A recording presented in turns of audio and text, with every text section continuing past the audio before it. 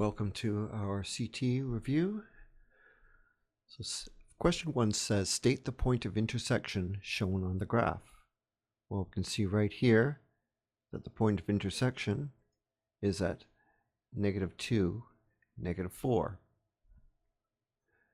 Now we're asked to write the equation for the lines that make this linear system y equals mx plus b.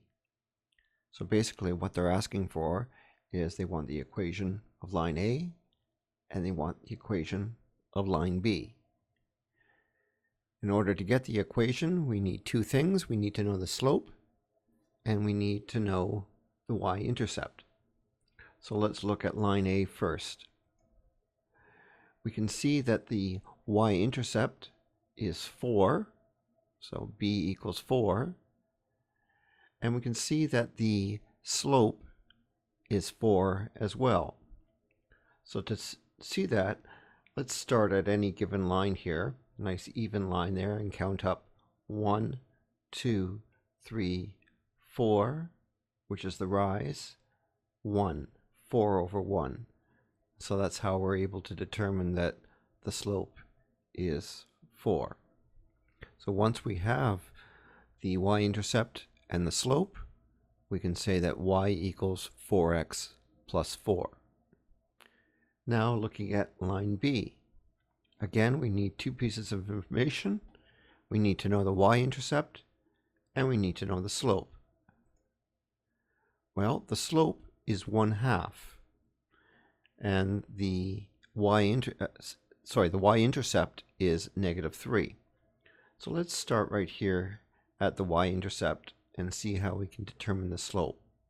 So we have a nice even line or a nice even coordinate right here, and then we have another nice even coordinate right here.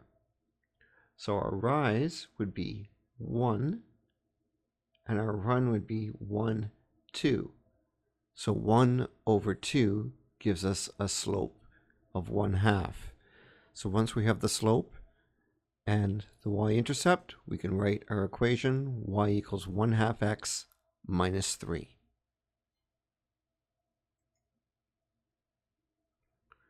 Solve the following linear systems using substitution.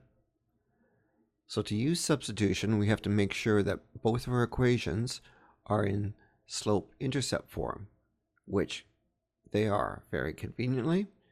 So if y equals 5x plus 10, and y also equals 3x minus 6, then we can say that 5x plus 10 equals 3x minus 6. Now we just want to gather our variables on the left-hand side. So bring our x's over here and gather our numbers over on the right-hand side. 5x minus 3x is 2x. Minus 6 minus 10 is -16. X equals 16 divided by 2, or -16 divided by 2. X equals -8. Once we have a value for one of our variables, then we can substitute that variable back into one of the equations to figure out the other variable. So we'll take this -8 and we'll substitute it into the second variable. 3 times -8 minus 6 gives us -30. So our point of intersection is -8, -30.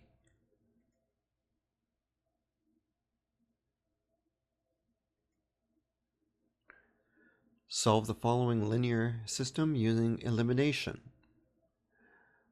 Well, we have a positive 4y here and a negative 4y here. We can eliminate the y's by adding these together. So we're going to add these two equations together.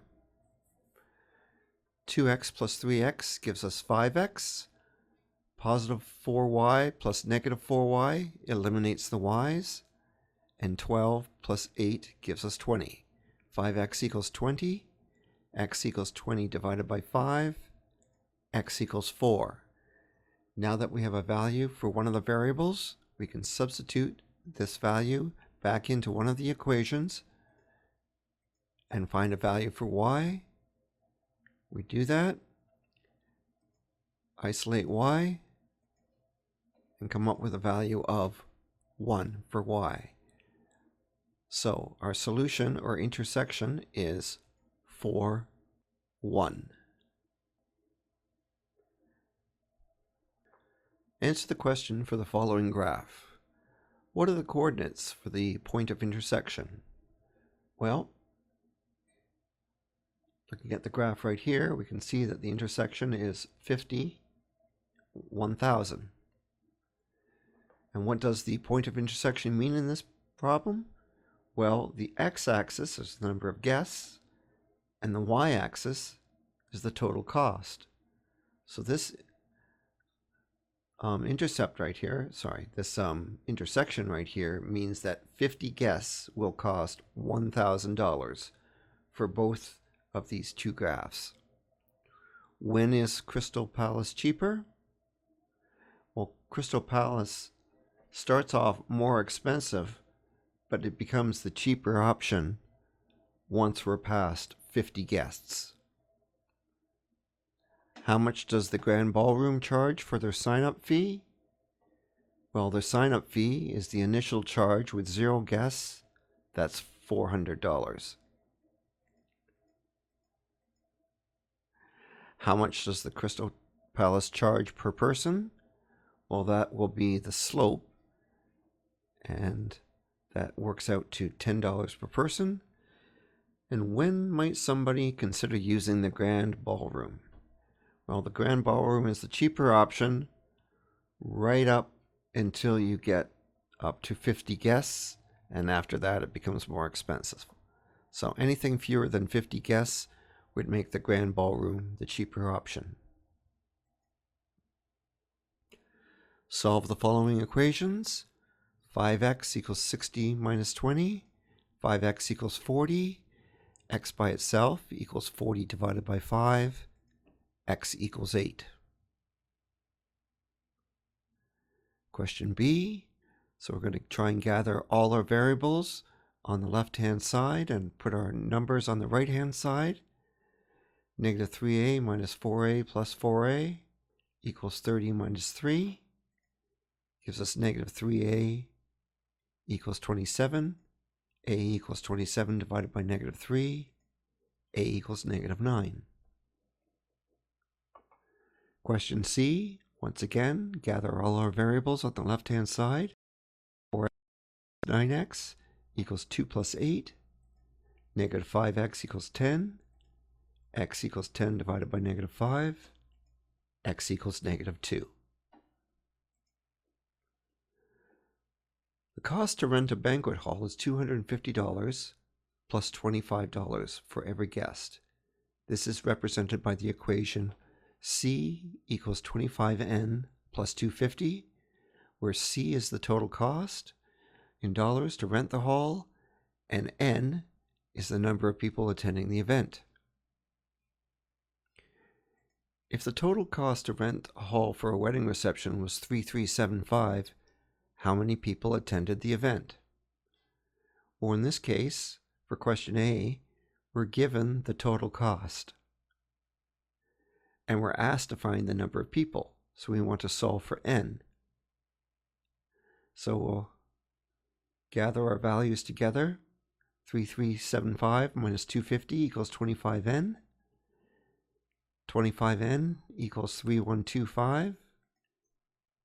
N equals 3125 divided by 25. N equals 125. That means that 125 people attended the event. Question B tells us, if 175 people attended the event, how much would it cost to rent the hall? Well, this time we're told what N is, but asked to calculate C. So C equals 25 times the number of people that rented the hall, 175, plus 250. Completing our calculations, we end up with a cost of $4,625 to rent the hall for 175 people.